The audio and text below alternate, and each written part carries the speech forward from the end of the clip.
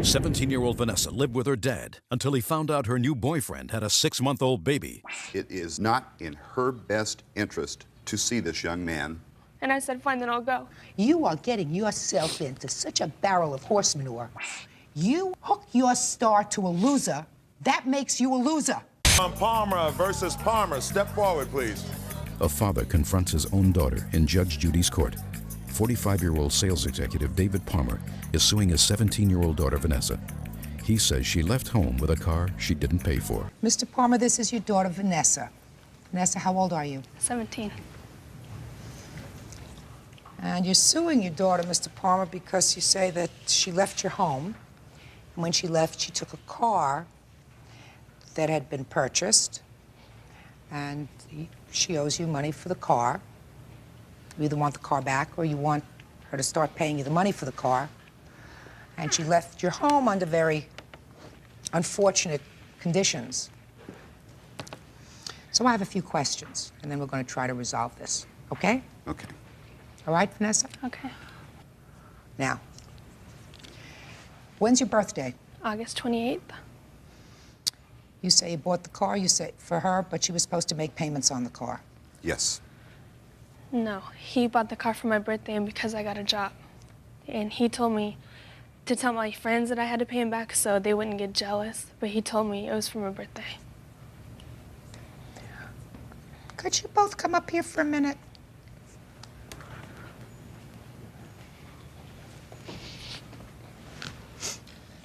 Mr. Palmer, I don't know what could motivate a parent other than anger to bring their 17-year-old to court.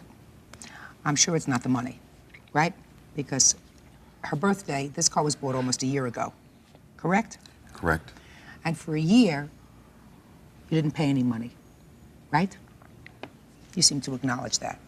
Yes. So why now? Because over the past year, I had been asking when this was the only obligation that I asked of her throughout the entire period was that I will get a car for you. She wanted a brand new one, but I was not going to co-sign to purchase. Which I would have been paying for. To purchase a brand new car. Furthermore, going to school and working part-time, I really feel that it's not in your budget. So what I said I would do is purchase the car for her, pay cash. This eliminates finance charges. Also, you would only have to have the liability insurance, and I feel that it would best fit. How much did you pay for the car?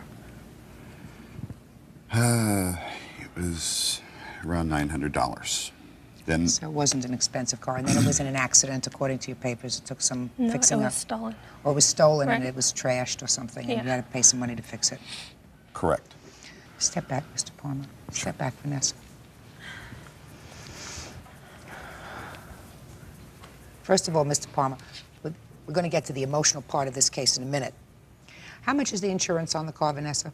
$53 a month. And you pay that? Yes, I do. And Mr. Palmer, how much did you tell your daughter she was supposed to pay you each month towards the purchase price of the car? We had to establish, first of all, approximately what her income was going to be. Did you have this discussion with your father? No. No. He never told me I had to pay him back for the car. Whenever he was upset with me or mad at me, he told me I owe him. But other than that, he never told me. Honor, that's not true. What I asked you, Mr. Palmer, was a very simple question. How much did you tell your daughter she had to pay you back each month for the car, like an installment loan? Give me the figure that you say you told her. I didn't give her a figure. I was somewhere around $100 a month. That's not a business arrangement, sir. Somewhere around $100 a month. So for a year, she didn't give you anything? Yes. That's while she correct. was living in your home? Yes. Okay. Of which I had asked her over that year, when are we going to start fulfilling the obligation that was that we had agreed upon. That was pretty much when you got angry with her? She says it was when you got angry with her, when No. she did something wrong. No, You mean- Your Honor, that was not why I got angry at her. Why did you go and live with your father in 1991, Vanessa? Because it was a better living situation than with my mother. She was separated from my stepfather, so Did your father take good care of you? yeah. Then you got to be 17, and according to these papers, you got a boyfriend. Right. And your father didn't approve of either the boyfriend or... He approved of him until he found out he was my boyfriend, because he's friends with a neighbor of my dad's, and he says, "Oh, he's such a nice guy," and this and that. And then whenever he found out he was my boyfriend, he didn't approve. Actually, because he has a kid, he didn't approve. He has a what? A daughter. He has a daughter? Mm-hmm. How old is his daughter? 6 months. Vanessa. Yes, Your Honor. You don't have to bring coals to Pillion. Did you ever hear that? Vanessa.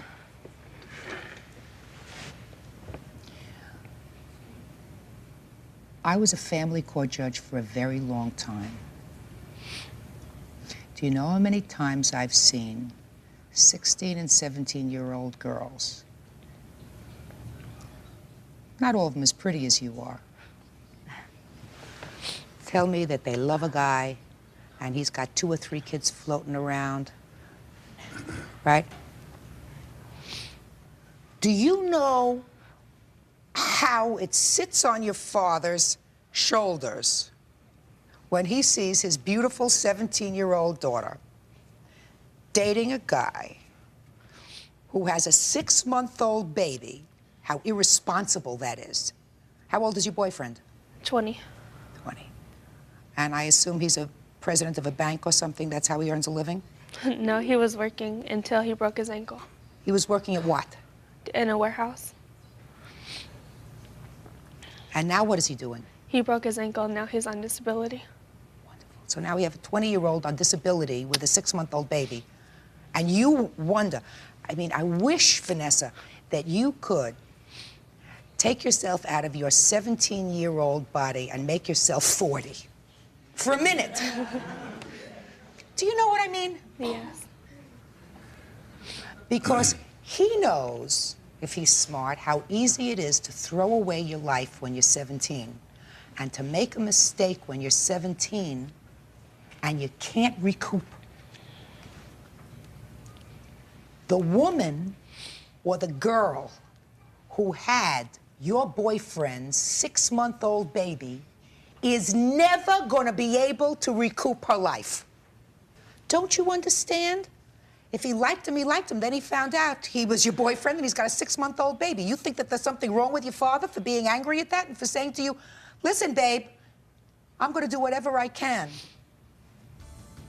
to see to it that you don't ruin your life. Judge Judy continues in a moment. You hook your star to a loser, that makes you a loser. Real cases, real people. Judge Judy. David Palmer says his 17-year-old daughter Vanessa had no right to take the car when she left home to live with her mother. You're a mother. Stand up here. Stand up here. What's your name? Donna. What did you tell the daughter about this boyfriend? She's dating him. She's not Well, marrying him. I don't care whether she's dating him or marrying him. Didn't you explain to her what the problems are? When I found out that he had a child, I was a little upset about that. Other than that, I think he's fine. You think a 20-year-old with a 6-month-old It's baby not who's my- on disability is fine for your 17-year-old gorgeous daughter? He, as a person, is fine. Listen, there are a lot of very nice people. I have daughters. I have 2 of them. If my daughter, who is 17 years old, came home to me and said, I got a boyfriend who's 20 years old, who's on disability, who's got a 6-month-old kid, that he's not supporting because he's on disability. Excuse me. He still is supporting his daughter. What can I do about You that? can try to I can discourage her. alienate Just her. a second, you can try to discourage her. It was a done deed. It's a done deed. That's right. She's in love with him. She's in love with him. I mean, they're not planning to marry, to run off together. They both live at separate residences. They're dating. You know, maybe if your She daughter had a works, she goes unified, to maybe if school. your daughter had a unified front with her parents, and both of her parents saying to her, "This is a tremendous mistake," then maybe we wouldn't be in this situation, because I gather from these papers and from what you're saying that the reason your daughter left home was because you said, "I don't want him in my house anymore." She was thrown out. Just a second. He threw her out. What happened, sir? No, Your Honor, that is not true. That is not true. That is not true at all. When I stated that it is not in her best interest to see this young man anymore because of what we have been discussing, was when it all broke loose. She said, well, fine, then. And she said this in the presence of my two younger ones, because I walked outside to kind of cool off a little bit. That, fine, then, I will go live with my mother. No. That is not what happened. Well, you weren't there. Just a second. You weren't there. So you tell me your version of what happened. We were arguing and he was yelling at me. And he yelled at me to help my sister with her homework. So I did. And he was still yelling, and I yelled back, "Why are you yelling at me when I'm helping you?" And he said, "Don't yell at me, shut up or get out." And I said, "Fine, then I'll go." And he said, "Take all your," well, he didn't say stuff, but. Was it about Toronto? All right, guys, let's hit pause right there, because there is a massive amount to unpack in this first half. What starts off looking like a pretty straightforward small claims case about a teenager owing her dad money for a car completely spirals into something else entirely. The father, David, is suing his 17-year-old daughter, Vanessa, for a car he purchased for about $900. He claims they had a rock-solid agreement where she'd pay him back at a rate of $100 a month. According to David, she hasn't paid a single cent over an entire year. Vanessa, on the other hand, tells a different story. She claims the car was a birthday gift to celebrate her getting a job, and says her dad only brings up the debt when he's angry with her. But as the judge quickly figures out, this case isn't actually about a used car or missing payments. It is entirely about a father's sheer panic over his daughter's life choices. We find out that Vanessa moved out of her dad's house because of a massive dispute over her new boyfriend. And honestly, when you hear the details, you can completely understand why this dad is losing his mind. Vanessa is only 17, and she is dating a 20-year-old guy who already has a 6-month-old baby with another woman. To make matters even more stressful for the father, the boyfriend isn't even working right now. He's living on disability due to a broken ankle. The judge absolutely does not hold back here. She immediately sees the dad's perspective and gives Vanessa a harsh reality check about how easily she could derail her entire future by attaching herself to that much adult baggage. You can really feel the tension vibrating in the room. This dad isn't trying to squeeze a few $100s out of a high schooler, he's a terrified parent using the court system as a desperate last resort. He's looking for a figure of authority to talk some sense into his kid before she makes a mistake she can't take back. The judge is trying her best to make Vanessa see the big picture, but the teenager is still totally defensive, locked in that classic us against the world mindset. Let's jump back into the second half. Things are about to get even crazier when Vanessa's mom steps up to the microphone, and trust me, her reaction to this whole situation is going to leave you completely shocked. Let's keep watching. Mr. Palmer. Tell her that. That was a heated argument. You understand how that falls on a 17-year-old. You understand how that falls on her, even if, you know, even said in anger. If it was said in anger. But you were looking for a reason to leave the house. No, I wasn't. He told me all the time, "I can't wait till you're 18. Since you have to stay here, I'm going to make it hell for you. Oh, please. I'm going to make you want to leave." Is that what he said to you? Yes, Your Honor. Why would he say that to you? Ask him. Who are you? Insane. My name is Victoria, and he had told her right in front of me, well, maybe I would love her if she lived at a friend's house. So. And I thought that was very wrong. I'm sure, it's very wrong. Bottom line is, everything was okay until you got the boyfriend. Everything wasn't okay, but that just added to it. I was under the impression that he was all for the boyfriend. He let him come over to the house. He went with us to my aunt's house on Easter. That's where I got my input about Well, then the what boyfriend. happened? Then there must have been something that happened. If he was in favor of the boyfriend or was not opposed to the boyfriend, he must have found something out. What did he find out? Find out about the baby? About the baby. He knew he had the baby. Right. No, he knew that. He knew There that. we go. Hey! Thank you. Listen, Vanessa. Thank you. You didn't. knew You he had- misunderstood what she said. He knew that my boyfriend had a baby. He approved wasn't of against the it. boyfriend. He approved of him. I'm serious. He told me that I could still hang around him if he got a court order with child support and did everything through court. He pays child support for his daughter. He does everything right. Just He a told second. me He can't if- pay child. Hold on a second. This is getting more interesting by the moment. Mr. Palmer, just a second. Just a second. What you just said to me is, even after he found out about the baby, he said, you could still hang around with him, but I want him to act responsibly towards the baby. I want him to get an order of support and pay it. He already does. No. Is that what your father said to you? Yes. Is that what your father said to you? He said that if he had a court order for child support and a court-ordered visitation, then it would be okay. That sounds pretty reasonable to me, sir. I wouldn't be so reasonable, I tell you that right now. Well, The reason he didn't go through court, he pays child support and he has visitation. They have a written agreement between the two of them. The reason he doesn't take her to court is because his family is totally against that. So. You are getting yourself into such a barrel of horse manure. I can't tell you.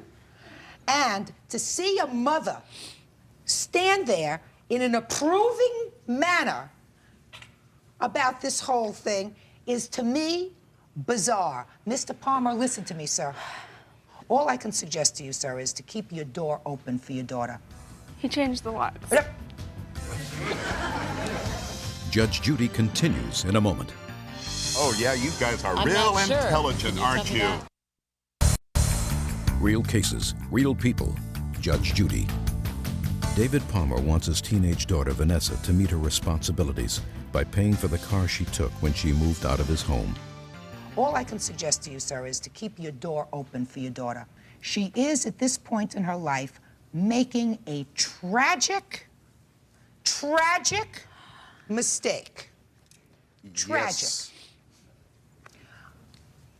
I will not be able to get through to her. You have not been able to get through to her. Nope. She's got a mother who's got a head someplace in the clouds somewhere. Very true. Right? Correct. Right? Very But true. I'm telling you, Vanessa, you find yourself with a 6-month-old baby, madam. Your life is over. And you're a very pretty girl, and you sound like an intelligent girl. You sound like you probably do well in school. You have a job in addition to going to school, which suggests to me that you're motivated. You have a certain responsibility because you pay for your own car insurance. And I'm telling you, you hook your star to a loser, that makes you a loser. And any 20-year-old guy who's dumb enough to have a 6-month-old baby is a loser. He's going to become a fireman. He's not a He's loser. right now listen. What? Listen, gonna become a fireman isn't making him a fireman now. Right now, he's a 20-year-old on disability with a It wasn't his 6-month-old fault he baby. broke his ankle. Listen to me. He has, this is Say him. nothing. Are you the boyfriend? Yes. You the boyfriend? I would suggest that you keep your mouth shut. Judge Judy continues in a moment. Real cases, real people. Judge Judy. David and Vanessa Palmer, a father and daughter, are fighting over the car she took when she moved in with her mother. Mr. Palmer, I have to dismiss your lawsuit, and I'm going to tell you why, sir. I was really hoping that when I looked at these papers, I could get beyond your lawsuit and see what this was all about and maybe resolve it. I can't. I mean, I can't. She's going to have to come to terms with that herself, but your daughter's 17. She's a minor. And you cannot get a judgment against a minor because right now you are her legal guardian, correct? True. So if I were to give you a judgment against your daughter as her legal guardian, you would be responsible for it. Do you understand that? You're suing yourself. Be suing yourself. Do you understand that? She's a minor. No, I do not. Well, I not just, sue a minor, listen to you me, I sue don't the know. legal guardian. Hey! Whatever. She does not reach the age of majority in this or any other jurisdiction until she turns the minimal age of 18, which means you cannot get a judgment against her. You can get a judgment, however, if she's committed a tort or something else against her guardian. But you, sir, are her lawful guardian. So if I were to give you a judgment against your daughter, you would have to pay it. That sounds kind of stupid, doesn't it? Since you're paying anyway. Now, you can, sir, wait until your daughter turns 18. And then in equity, if you still want to, you can reinstitute this suit. But right now, you cannot sue your daughter. I don't think it was without some value, Mr. Palmer. I don't think that getting this piece out was without some value. I think that your daughter, Vanessa, will at least think a little bit. Vanessa, I have never, in the thousands of times that I've seen young women like you, in cases like yours, it's not unique, I have never seen one of them where the woman, young woman, doesn't find herself behind the 8 ball. And you may be angry with your dad, but if this is all over the boy, and I gather it is, he's right, you're wrong. You'll figure that out in 5 years' time. Unfortunately, in 5 years' time, it may be too late, which is really what he's saying. And if your mother doesn't see that, she's got clouded vision. This case is dismissed, that's all. So excuse, you may step out. And on the next Judge Judy. As far as the mother having her head in the clouds, yes, she does. Is my daughter making a fatal mistake? Yes, she is. If it was the agreement, how do you know? I believe my daughter. If it was the agreement, why didn't we sign anything? Okay, well, Habitual liar. I believe Vanessa. Okay, well, how come the judge don't believe you? Huh? Oh, yeah, you guys are I'm real not sure. intelligent, Can you aren't tell me you? that? And You're I so will smart. get you when you're 18. She's your and daughter. you're next. She's your daughter. You're next. And I will get you. And Man, you need to go to the rehab. He'll you love need to talk get your us. head out of the clouds. Oh, no. Wow, okay, that wrap-up was intense, and we definitely need to break down the psychological shift that just happened. The mother's testimony completely flips the dynamic of the courtroom. While the dad is pulling his hair out trying to protect his daughter's future, the mom steps up and actually defends the boyfriend.